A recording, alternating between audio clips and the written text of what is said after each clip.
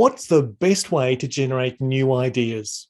Hopefully, it won't surprise you to know that it isn't brainstorming, as we touched on in an earlier episode.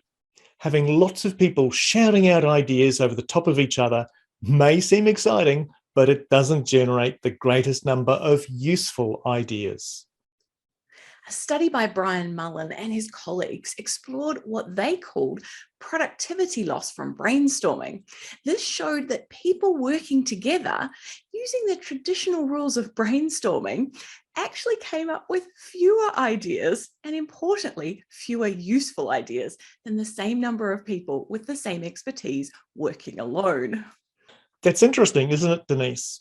So, to understand why, we need to step back and realize that ideation, the process of generating useful ideas, has two parts: a divergent phase and a convergent phase. In the divergent phase, we want to generate as many different ideas as possible that might help us solve a particular problem. Then, in the convergent phase, we narrow down the number of ideas to develop a smaller set of useful ideas to explore. When we generate ideas on our own, we each tend to diverge in our own way, using our traditional patterns of thinking, John, and happily following our own train of thought. However, when we work as part of a group, we tend to converge because as each person adds a new idea, it focuses us back on the problem, restricting our lateral thoughts.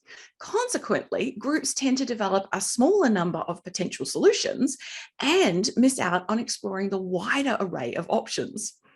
A better approach, Denise, is to use the 6-3-5 method developed by Bernd Roebuck back in 1968. It was one of the idea generation techniques that was further investigated by Jamie Shah in 1998. The idea is that you start with a clear problem statement and involve 6 people to each silently write down 3 ideas on a worksheet within 5 minutes, hence the 6-3-5 name. They then pass the sheet to the person on their right, who then reads the other ideas and uses them to inspire 3 more ideas of their own. This is done for 6 rounds, resulting in 108 ideas generated in the 30 minutes. We then remove any duplicates, refine the remaining ideas, and then develop the worthwhile ones. 108 ideas, John. That's awesome. For this method to work well, we need to be crystal clear about the problem statement. The clearer and more specific this can be, the more effective the process will be. Part of this is being super clear about the intended target audience and any constraints, such as budgets or time. The 6 people we select should be knowledgeable about the problem and the target audience.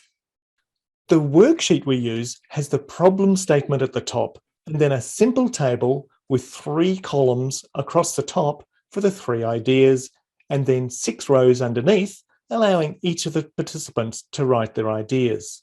You can see an example template on our blog post. A moderator helps facilitate the process and keeps everyone on time. Once all the ideas have been gathered, the sheets can be copied and distributed to all the participants. They then discuss the ideas, sharing what they liked and what they didn't like. As a result, they settle on a small number of the ideas to pursue.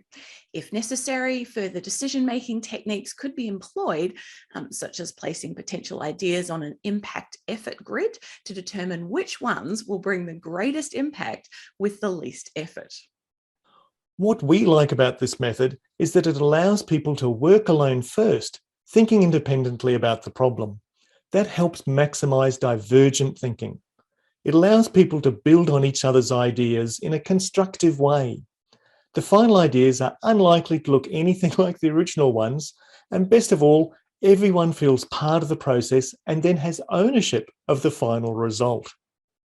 If you're after a way to generate lots of good ideas, we suggest you try this method and then let us know how it went. So please add a comment below the blog post and tell us about your experiences, including any tips and further ideas. We don't want this just to be a one-way conversation, so please join in by sharing your thoughts and ideas with us. Thanks, folks, for joining us on this Enablers of Change episode. Remember to subscribe to our newsletter if you'd like to know when new episodes are available. And if you liked what you heard, please tell your friends so they too can join the conversation. All the best until we meet again.